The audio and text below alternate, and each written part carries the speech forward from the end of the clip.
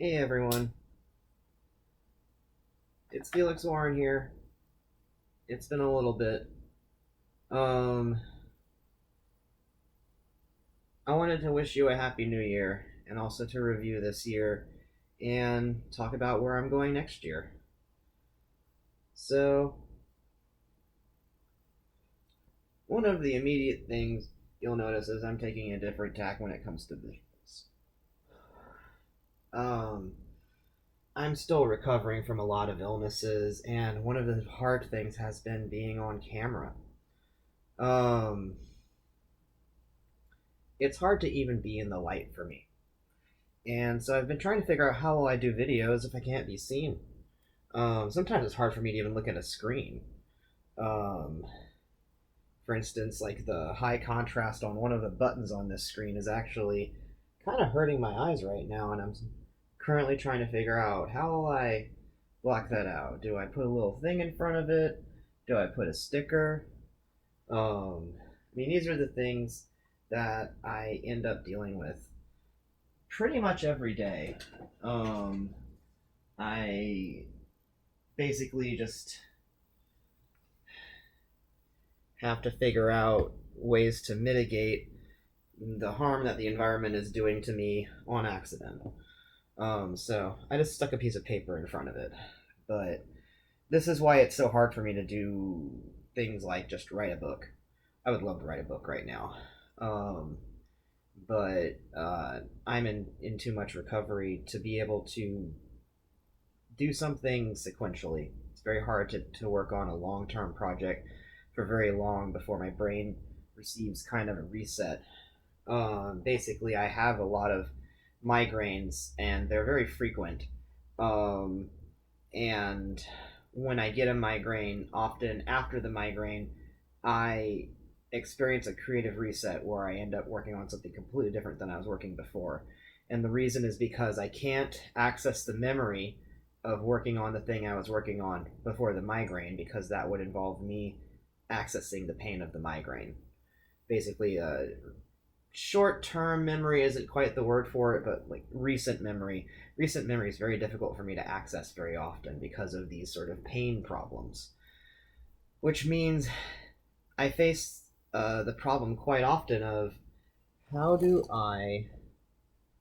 um,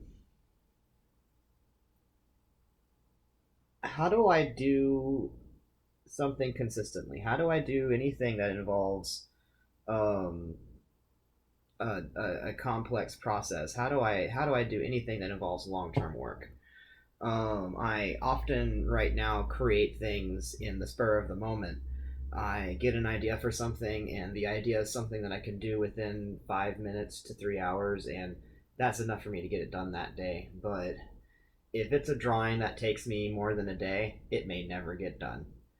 Um, and for a while, I thought this was like a very dire situation to be in until I started to have a couple of occasions happen where I would get a migraine, I would get a brain reset, and then the next thing I would want to work on was one of the projects that I had put down before. Suddenly, I not only was I ready for it, but I had all of the ideas. It's like every time I get a migraine, my brain sort of randomly recenters itself onto some priority in my brain, but and it sort of randomly makes certain memories more accessible than others, certain skills more accessible than others as a consequence.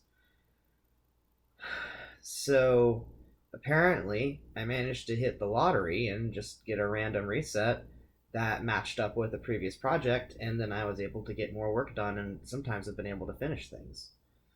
Um, this has been a very interesting problem to deal with, even though it's been difficult.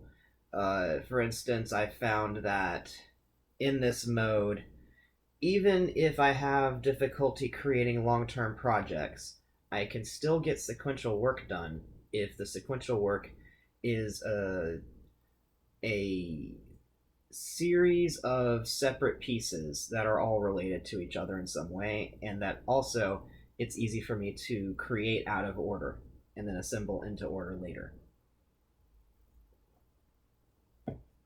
A perfect example would be the majors of a tarot deck. I created a tarot deck called the Psychodynamic Tarot in 2020, and I didn't tell anybody about it. I made, I think, 1 or 2 announcements on my Tumblr, like, hey, everybody, the Psychodynamic Tarot is going to come out. And then we didn't do anything with it. And the reason is because I still don't know what to do with it. I'm not sure exactly what it's for. I just know that I created it. Over the course, I'd say, of 4 to 6 months, I created 22 tarot majors plus a tarot card back very spontaneously with a very spontaneous art process, which was largely automatic art. Some of it was even spontaneous art where I would be splashing paint across the surface of the canvas and I was giving the environment itself a chance to shape the art. Like if there was a spirit of the air that wanted to influence that paint midair, they could have. It was very interesting period of discovery because there's certain splatters that nature creates that an artist really just can't. It's hard to describe. Excuse me. How difficult it is to make that shape on purpose that nature makes so easily, automatically, and then makes a million variations of with just no effort whatsoever. It's very difficult to draw that as an artist and feel convincing. Often an artist just splashes paint onto the canvas and hopes for luck, because when you do that, you have to make sure you don't miss it and then paint over something that you really liked, because usually this is the last detail you add to a painting. So I did a tarot deck where most of the art was just splatters. Splatters, or there's a lot of representational stuff in it. But it turns into psychedelic streaks, swirls of color. I work a lot with just basic shapes as much as I work with actual depictions of symbols. Also, everything's built around the words. I start by writing the words, the magician, the high priestess, and I also write out the numbers. So, for instance, the first one was 0, fool. There was no "the" in that one. And then you would get 1, magician. For the high priestess, I actually replaced the name of the high priestess with the weavers. And so the card says 2 weavers. And from there, I kind of built a further framework that was all based on this idea of the psychic interaction with the framework of reality and the fabric of reality, the weaving of reality itself, was basically the mythic cycle of the deck. And I will show this deck to y'all sometime. I will bring the art on camera. Right now, I am actually having a migraine, and I cannot be in more light than this. I considered whether I just turn on a forward lamp and show my face, but I've actually been more comfortable talking without people seeing my face. If I could have a little animated character right now with ease, then I would, because I think that would also help. It's not that I'm that self-conscious about my facial expressions. I think it's that it's much easier to just control my voice and my words and not worry about my face or like what else is going on with me. But I know that people need something to focus on to have on screen to know that someone's talking to you. And so it's like, well, here, I guess I am a mysterious dark shadow. It's funny to me because my husband, Tiff, he goes by that nickname on Tumblr. So he's usually the mysterious dark shadow in the house. But it seems that I have taken on the visage. It is a legend. So I will probably do more videos where I am a mysterious dark shadow. I might give these a title, but I guess you'll see. So that's one of the things that I got done in 2020 and just never really talked about to anyone because I spent the rest of the time between then and now trying to figure out how to talk to people about anything that I was doing ever again. And a lot of it has been a personal journey when it comes to the psychology that has been built up in my brain around my accomplishments and my identity as an artist. One of the things is I've not known what of myself I really can show as an artist. Sometimes I don't even know what I can show art wise. It's difficult because in person reactions are very weird. There are not a lot of people I know in person who understand the occult enough to know what it is that I'm drawing sometimes. I'm my wonderful husband, but it's difficult to find anyone else who understands the weird combination of Masonic symbolism and pop culture references and Kabbalah type of mysticism that is combined in this artwork in person, especially during all this isolation. So without any in-person friends who are really into the exact same stuff that I'm into, I don't have a lot of I don't really have any peers to consider my art with, and my migraines have been affecting my speech and language centers in a way that it's very hard for me to have online conversations with people. Um, it's it's really easiest to just interact with people who are around me, which means all one of them right now. Um, I will say that since everybody is experiencing some sort of isolation during COVID, I actually have felt pretty normal this year. I do have a therapist I talk with regularly, so I do see and talk to a person outside of my sphere every 2 weeks regularly, and he knows to see if I'm crazy. Basically, I mean that's kind of his job. So, um, I I've been making a lot of progress with him when it comes to um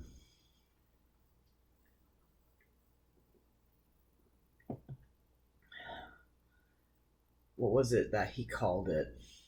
There's a uh, there's a part of the brain called the middle prefrontal cortex, and it's essentially the part of the brain that is able to consider what all the rest of the brain is doing and then make some decisions based on that, like gather the evidence, like, oh, my feet are cold, my hands are tingling, my stomach is empty feeling, or like, hungry feeling. Obviously I need to eat a meal. It's starting to like get to um my body.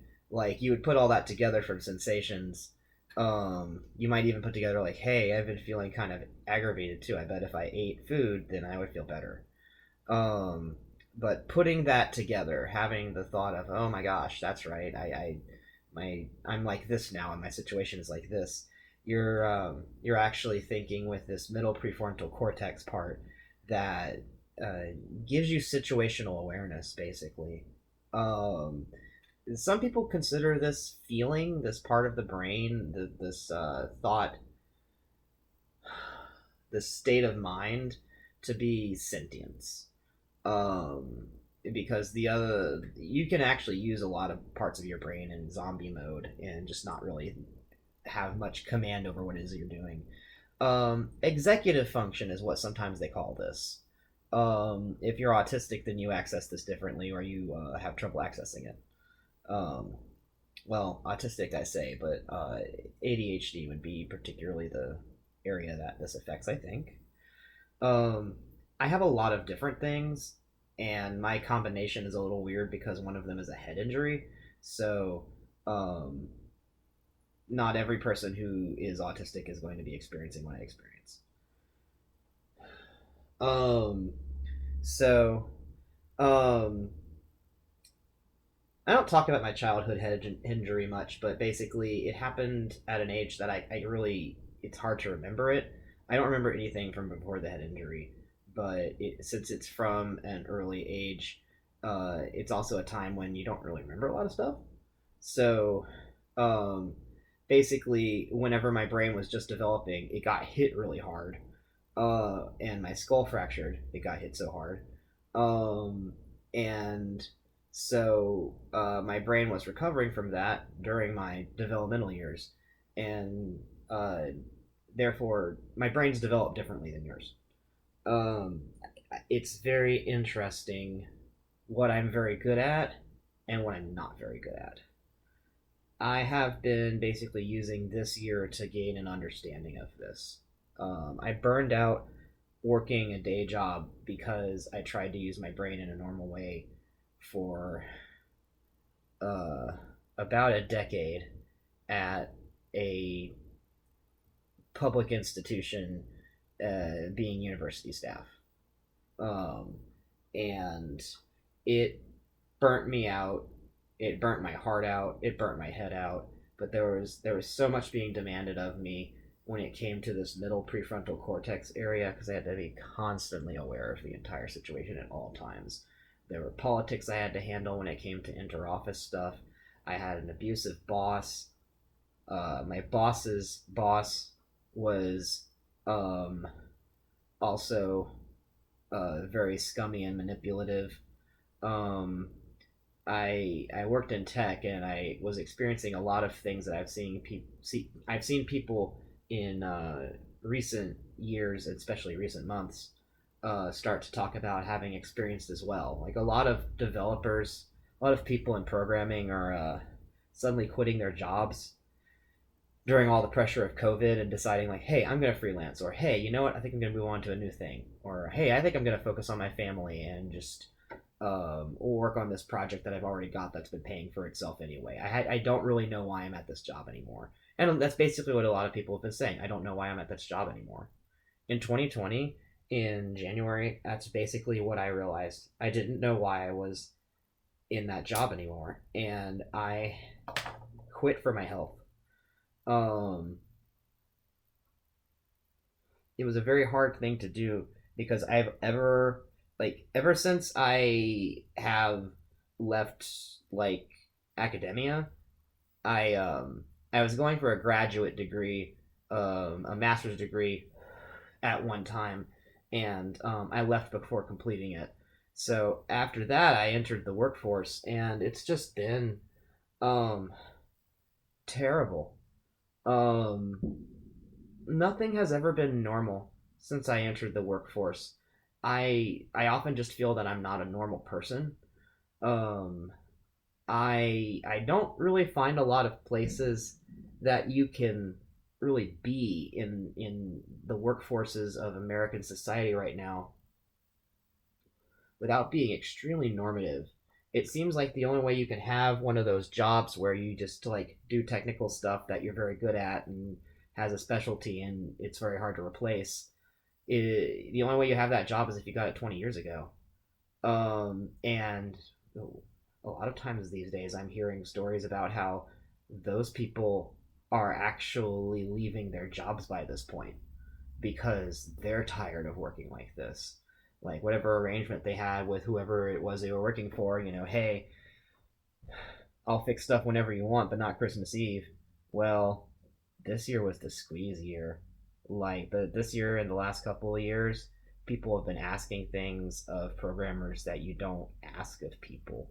They have basically been saying, hey, you need to save the company by eating up your vacation and not actually taking it. And also, we won't give you vacation to make up for it because that's just how the bureaucracy works here. And they expect you to just eat it. And whenever you tell them, no, I'm leaving, they try every type of social pressure possible to make you feel like you're being the unreasonable person who's letting everyone down. Um, I am still mentally and psychologically recovering from having worked at that job and from the pressures that were always there at that job constantly. I would have dreams and nightmares I still have dreams and nightmares about this job. Often I have dreams where I'm basically either gaining awareness that I'm still working the job in the dream, and then saying, no, I quit. I don't do this anymore. This is my last day. I You're not even paying me for this anymore. I don't even know if you're going to pay me for this after the point that I said I'm going to stop. So I quit. Or I'm having a dream where I'm working a new job and I'm finally finding a place where it is that I feel like I fit in and I feel like I could do the work there, and that I do fit in with that group. And I like those dreams. It's nice to feel like I'm recovering from something and like I work on a team. Um, it's certainly a nice kind of dream to have in this kind of era right now. So, um, we've got a path when it comes to my migraines. They're not just going to happen forever. I'm currently um, having the issue looked at by several specialists,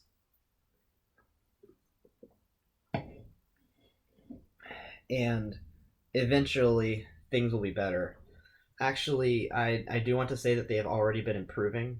The reason I'm able to even talk to you right now is because I'm on a migraine medication. I was able to take a pill that made the pain go away. I just there's still some other pain that I'm experiencing because I have a lot going on, but this means that I don't have the kind of debilitating head pain that makes me unable to function. Uh, it means I still have to operate within certain parameters, though. For instance, being plunged into total darkness. I do tend to turn on the lights more whenever I'm actually doing things and not recording video, but it's a lot easier to have it all off during video recording. Um, I think I get too distracted by seeing my face on the screen too, and I don't have the kind of software or um, video editing panache right now to just like show you something else. I guess I don't know, or make it not appear while I'm doing that. I am, because of my migraine stuff. I'm actually a lot less technically apt than I usually am. Whenever I'm not having migraines, I'm doing things like figuring out how to use technology to do things that we've never done before. Whenever I am suffering from a migraine, it's hard to use a pencil. It's hard to make a sandwich. Anything involving muscle memory is basically straight out of luck. Um, and so I've had people note that I don't touch type. They don't. They're always surprised that I look at the keyboard to type, and I think it's because the migraines have always been very disruptive of muscle memory. I also have trouble like knitting without looking at my work. Same with whenever I attempted crochet. I always have to be looking at the stuff. It's hard to just like kind of do it as a mindless activity. And I think it's again like that muscle memory part of my brain. It's not there the way that other people's are. It's doing something different, or it grew in different. Um, One of the big positives is I've been learning a lot about the brain. Um, my doctors are happy about this because I'm a better informed patient, and so they can diagnose things faster. Um, but one of the things has been learning the areas of the brain that control different functions, and learning that also that particular model of the brain is actually kind of old. They're finding that um, the brain actually works more like a network of various computers in various areas of your brain all talking to each other to get certain tasks done. So energy moves across your whole brain sometimes whenever something's happening. They're tracking all the neurons that are firing to figure out how you're thinking. And they're also realizing the amount of play that chemicals um, have when it comes to how you think. For instance, if you have, I have um, like pretty much a constant lack of serotonin, which means that I'm usually depressed. Um, so I take some medication for that. Um, and I'd like to say, by the way, I am on an SSRI. It is Zoloft, if you've heard of that one, and it's great. I'm not going to say that everybody should try it because I don't know what your medical stuff is, but I will say that it has improved my life, and I wish that people were that more people in the spiritual and pagan communities and the occult communities were comfortable with talking about medication in a positive manner or just in a constructive manner. So yeah, I take an SSRI, and what it does is, instead of often feeling like I'm panicking over things that people don't usually panic about, or to a degree that other people wouldn't understand and seems hyperbolic. Um, Instead, that doesn't seem to happen. Um, so that panic that I feel, that anxiety, is basically, I think, my brain running out of serotonin and saying, "Oh no." And everyone's brain says "Oh no" differently. So my anxiety makes it very difficult to interact with people. It makes it very difficult to think about things, especially to think about like high pressure types of um, topics, like my human survival, money, health, those sort of things. Um, I end up focusing on politics a lot, just to kind of have something to stress out about that isn't so personal. Um,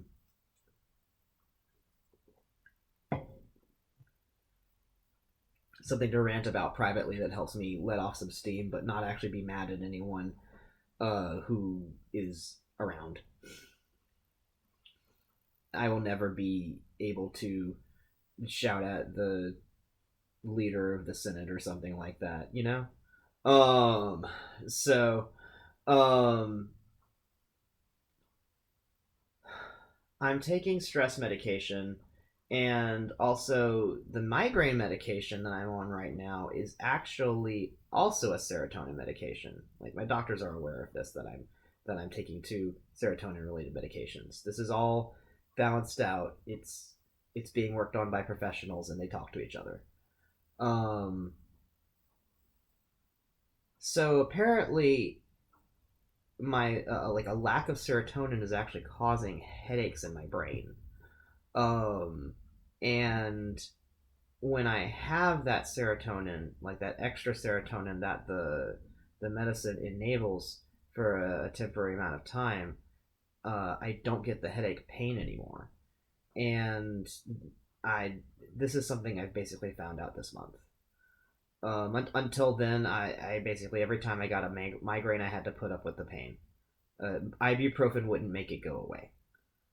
Nothing would make it go away. I've never had anything make migraine pain go away other than um like having a jazz cigarette.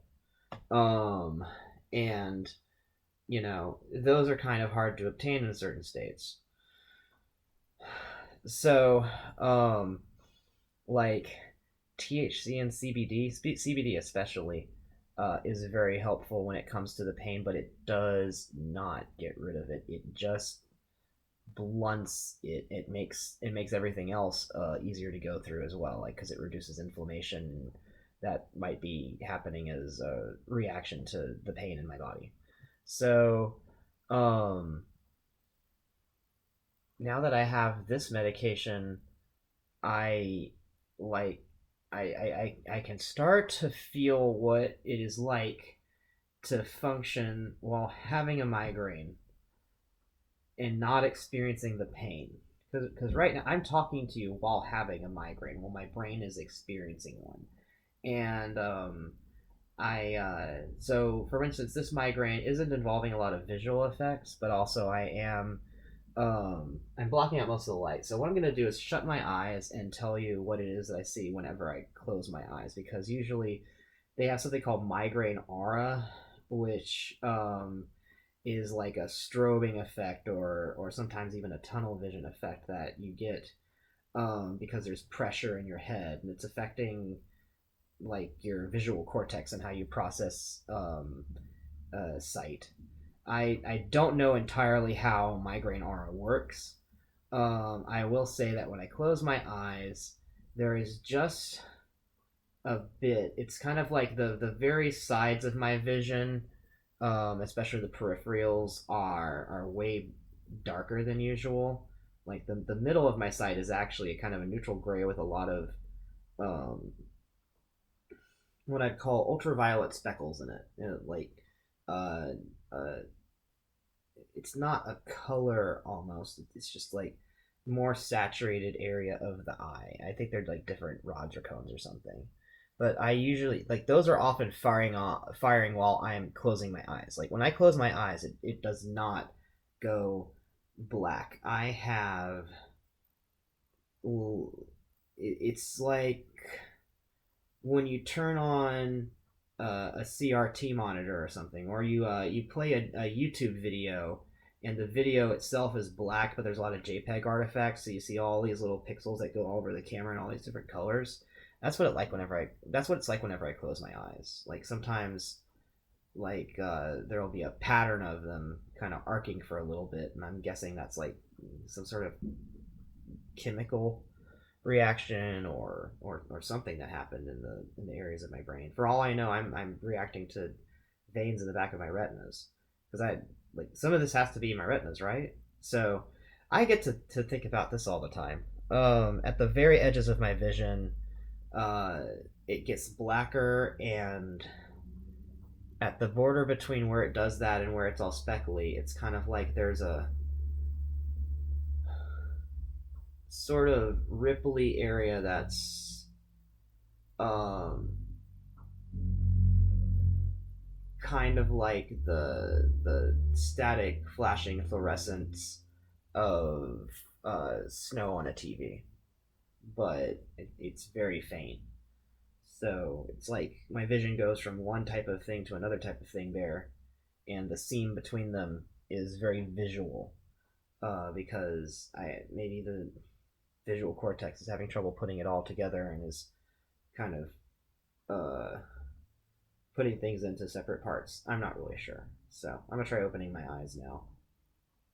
Um, yeah, so I am a little bit more aware of like the migraine aura now that I've had my eyes closed for a while, because I can actually see all that stuff I was describing to you overlaid over the visuals around me.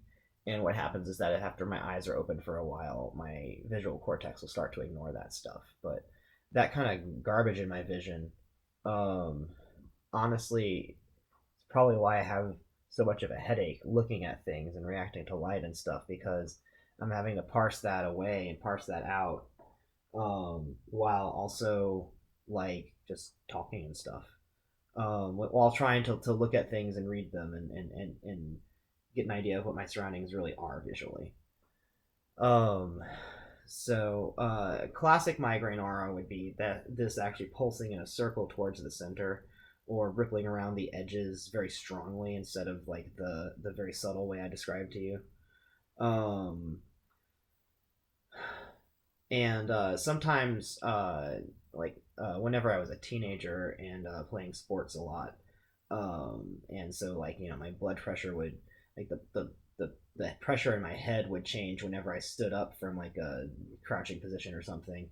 I would actually see tunnel vision whenever I was in gym, and that was whenever I first saw a doctor about um, my head stuff. But only recently have I really followed it up to find out like, hey, what is really going on with this? Because that doctor back then just basically prescribed me uh 600 milligram ibuprofen and said, hey, you have migraines. And now I'm like, you know what? There's got to be more. There's got to be something else. I can't have a day job because of these migraines. Um I think I've had 8 in 1 month. Sometimes I'll have them for several days in a row. Sometimes I have to take several pills in one day. Um, it's it's good to know that I have medication for this and that the pain can go away. Whenever I didn't have that reassurance, it was actually very, very nerve wracking. I would make plans and then worry so much about what if I have a migraine on that day and I can't do anything. Um, what if there's a concert and I have to sit through a migraine instead of actually enjoying the concert? Which, by the way, I've done that. I It's hard to actually have a memory of what the concert was afterwards. Is what I found. Um, so I've missed out on various life events because of migraines. But now we're starting to see some improvements, some changes, and there's new directions to go. So this coming year, I'm expecting a lot to change, but I don't really know what yet. Um, I think that I'm going to have my health improve. I don't know what at what rate and when. I think I'll learn more about my headaches and how it is that I can keep getting consistent work done on the projects that I want to work on. Um, and um, as I do this, I am always experimenting with art. I've been able to basically start exploring what kind of art do I make while I'm having a migraine. Now that I'm not having like pain while doing it. I can see what it is that I can do, and it's very interesting to find out what my thoughts are during this because sometimes before, whenever I was having a migraine, I would actually be having some very interesting thoughts and introspection because my brain was able to have thoughts that it usually doesn't have. Um, but I wouldn't be able to process them in any kind of constructive way or really do anything with them because I would have to just go to sleep and be unconscious. And dreams weren't very helpful after that. Now I can start exploring the thoughts that come up while I'm in this state, and they've been very interesting. Especially, I'm doing a lot of research into how time works, uh, the fabric of reality, nuclear science, particle physics, and um, like quanta, just like the whole field of quanta. Um, and thinking about these types of things is very difficult. It's difficult to contemplate the concepts because it's hard to hold the models in one's mind. Sometimes there are no good models yet for the concepts, and so you just have to do your best. Work with a lot of verbal concepts or abstract math. Um, but whenever I'm in these states, it's a lot easier for me to understand those and just move forward. I can connect the math a lot faster. There's something about things that just sort of makes sense in my mind whenever I'm comparing things. It's a lot easier to say use geometry and algebra at the same time. Different areas of the brain can connect easier. It's just that um, I have to tune out a lot of the visual. Basically, I tend to play a lot of videos that have spoken parts and that like someone teaches like here's how um, a particle accelerator works.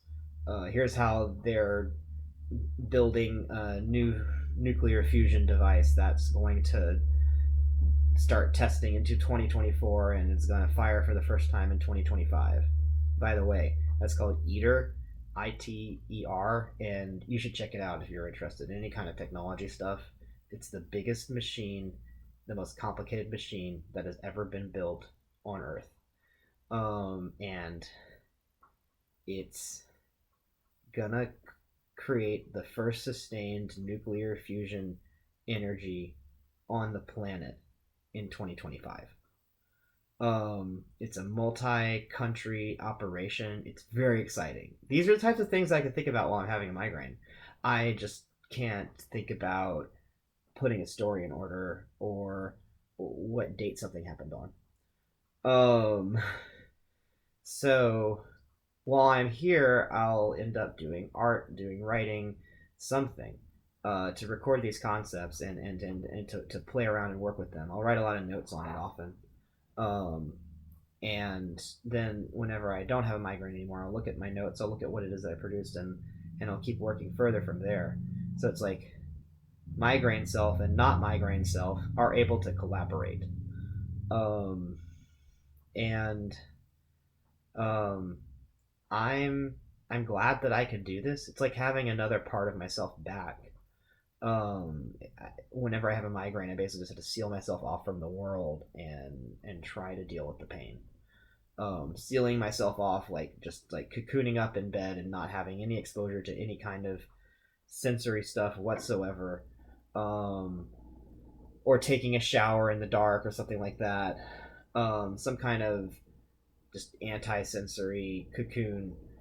Just that's the only way to really treat it whenever it's just a total onslaught and there's nothing but pain. But like whenever that's all like that part of myself has been going through life. Like I've gone through a lot of migraines in my life, and so there's a whole part of myself that's only experienced pain, and this part of myself that's only experienced pain for 40 years, because I'm 40 now. And I've experienced migraines as long as I can remember, so maybe the first 3 to 5 years of my life, I didn't have migraines, so you know, give or take some change maybe. But I've been experiencing migraines for as long as I can remember. It's the worst pain in the world, and I'm like a different person whenever I experience it because I have to completely change all of my brain has to change. I have to use different parts of my brain. So like I have to go through different management. I avoid light entirely. I avoid light subconsciously. Um, I have different reflexes. I have different postures and body upkeep because I just have to maintain myself in a different way to deal with things. And it's a part of myself that's constantly dealing with pain, and so has never really talked while not being in pain until now. Um, and it's been amazing to be able to talk because before there have been times where I've had so many details or interesting thoughts or opinions, or I've wanted to just stay up for 5 more minutes and talk to my husband about something really cool, but I can't because I'm in so much pain. And now I can do it and I can say whatever it was, and I can think during it, and there's no consequences to thinking. It's so awful whenever it hurts to think because there's an actual consequence to thinking, and your brain starts to learn like that thinking is dangerous, and that's so awful. So I'm learning to think again. I'm getting room to think again. I'm able to think again, and it's so wonderful to think again. Like if if you ever are wondering what to be thankful for, be thankful that you can think about being thankful. Just be thankful that you can think. And be thankful that you can be thankful. Um, because it's a gift. The mind is a gift. You don't always have it. It's not always under your control. Sometimes things happen that mean that there's no good way or time to be inside your own brain because of you know maybe it's a bad day. But when you can think and when you really love to think and when everything just like feels really good for your brain, and no matter what state you're in, like you can actually be aware and make choices and be free to just explore whatever idea you want, that is real freedom. Like if you don't have freedom of thought, you can't really make decisions you can't really live. And so I'm just so glad to be able to think again. And I am looking forward to 2022. I know that I'm going to be more and more able to think in 2022, and I hope that the whole world will be more and more able to think in 2022. I know a lot of tragedies happened in 2021 and before. I know that it's been a hard few years, but I see no reason not to hope. I've felt I felt what it's like to have hope and then have that crushed, and I've also felt what it's like to not have hope and then just be crushed anyway. And it is better to have hope. You will be able to get through things because of it a lot easier. So I have plans for 2022. At some point, y'all will be able to see that Psychodynamic Tarot. I think I'm gonna just start introducing it on YouTube and giving you an idea of what the deck is like, what I think of the cards. I'm not really sure what platform we want to launch it on, actually, because it could be a digital deck or it could be a print deck. It could be both. There could be some sort of hybrid. There could be an app. I'm just not sure yet.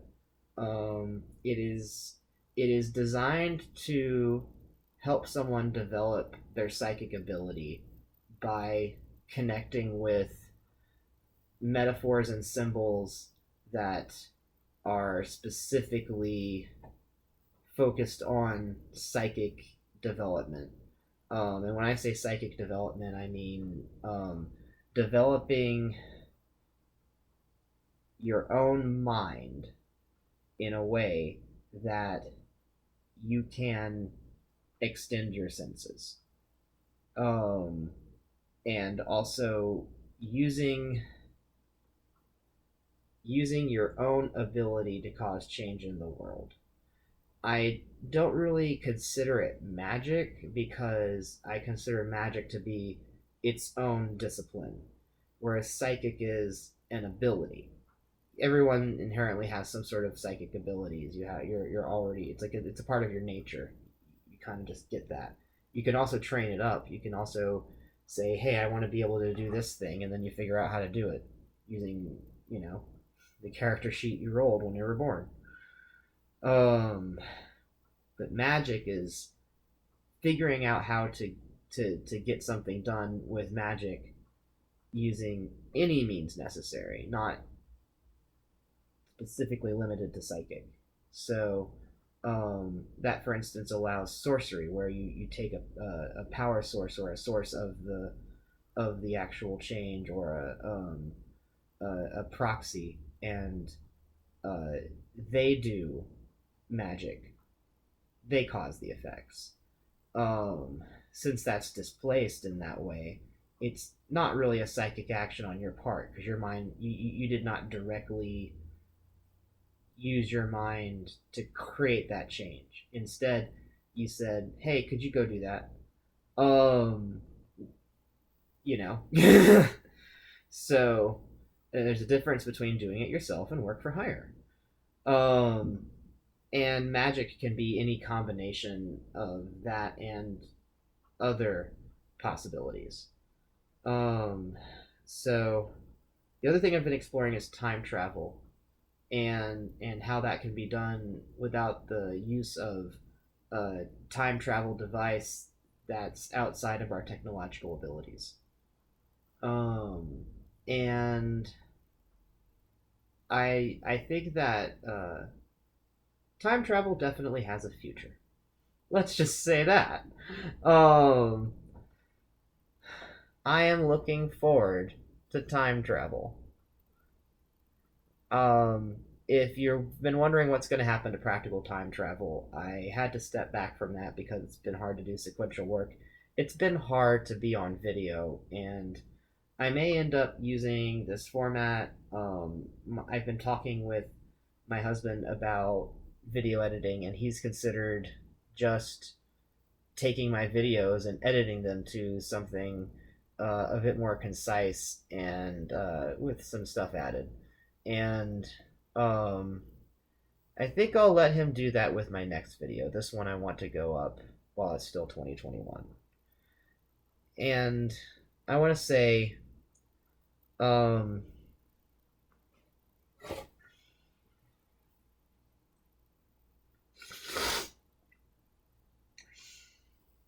yeah, no editing, so you get to have that on. Sorry. That's the thing, is that I have like a sinus condition from a lot of the migraine and head stuff. So that's the other reason why it's so hard for me to be on camera. In the middle of things, suddenly that catches me, and I cannot just keep on talking with my presence. I have to be like, oh, excuse me. So it's been very annoying, and it's why I would like my husband to be editing the videos, because then he can just not have that in there. But I want to be able to hit publish because it's already 8 p.m. on December 31st. So, it's been a hard year, and I don't know how I'm going to do everything in 2022 that I want to do, but I have plans, I have goals, and I have hopes. 2021 was an unforgettable year.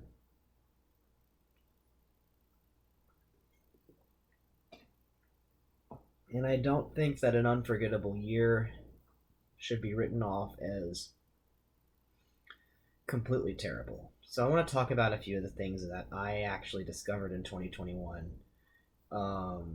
that I don't think I would have otherwise found. One of them is a YouTube channel called Dead Meat, and it's about horror movies. I started watching some videos on there because I had been looking around for explanation videos of, for instance, what happened in the Saw franchise. Because at some point I do wonder, there's a lot of Saw movies. What the heck happened in them? I'm not going to watch them.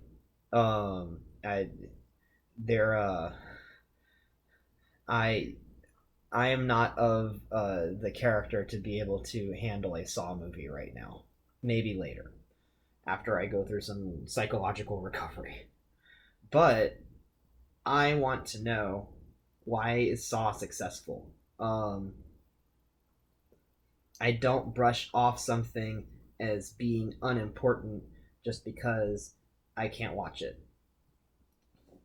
And in this case, Saw is an incredibly successful franchise. A lot of people connect with it, and it seems to be tapping into some cultural phenomenons that are related. For instance, I see the Five Nights at Freddy's franchise kind of developing in parallel with some similar themes at times. And that's another franchise where it's like, why this? Of all the things to be very, very popular, why particularly this?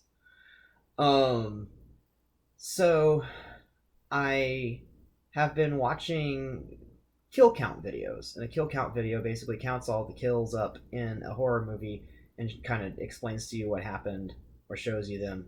Dead Meat's really great because they actually sum up the movie to give you an understanding of what the importance of the death was, and they do it in a way that doesn't ruin the movie. It makes you want to watch the movie more if it's a movie that you might, consider watching. But still, for instance, I haven't had the emotional fortitude to watch Midsommar yet, but that one looks really good. It's very pagan, it's very magical. His kill count for it gives me an understanding of the movie to where I can actually discuss it intelligently and critically. But it's also, every single time I watch the Midsommar kill count, I want to watch the movie. It makes me want to watch the movie more. And there's some movies that I discovered through this channel I would have just never heard of. Also, I found a lot more depth in the franchises for these horror movies than I ever imagined, and some extremely creative people, some amazing people. To be honest, looking at the horror industry makes me realize that there's other artists out there like me who want to explore interesting and difficult subject matter and want to do it together and entertain all kinds of creative and interesting ideas. And I'm I'm really excited to know there are others out there. Um, I've been exploring nuclear physics and the actual physics of time travel, the physics of time, um, just how our entire world is put together and what's going to happen to it in like a billion or so years. Um, all of these are very interesting questions to explore, and I realize that while I'm recovering from illness and trying to heal, I have time to learn all sorts of things that I've never known. And I've never had a chance to learn because I've been too busy trying to learn how to program something that is going to be like obsolete in 3 years. I'd rather learn an equation that has been relevant and will be relevant for 1,000 years. um, I would rather learn more about pi. I would rather learn the Greek alphabet and what all the letters are used for in math and physics. I would rather learn so many things than waste my time banging my brain against jobs that punish me for working there. And I am glad that I can be here and talk about it. Um, I don't know what other. I don't know how different 2021 could have been. Um, People have been complaining a lot about this year, and I understand that it's been pretty bad. But there's a part of me that just observes. Well, on the not on the other hand. I don't like saying on the other hand because it's not really a devil's advocate sort of position. It's more I understand that this has been painful and awful, but did you really expect it to go any differently considering 2021 or 2020? Numbers are hard. Like 2020 set us up for 2021. This one results in the other. Um, if if you were caught unawares by 2021, I would suggest watching, um, actually specifically reading more political news and more international politics, especially, and broadening your sources to be able to compare them to see what the different voices are saying and how credible they all sound. Um, Reading the news is a lot better than watching, I find, because you can really weigh someone's words instead of getting caught up in how they're speaking. Um,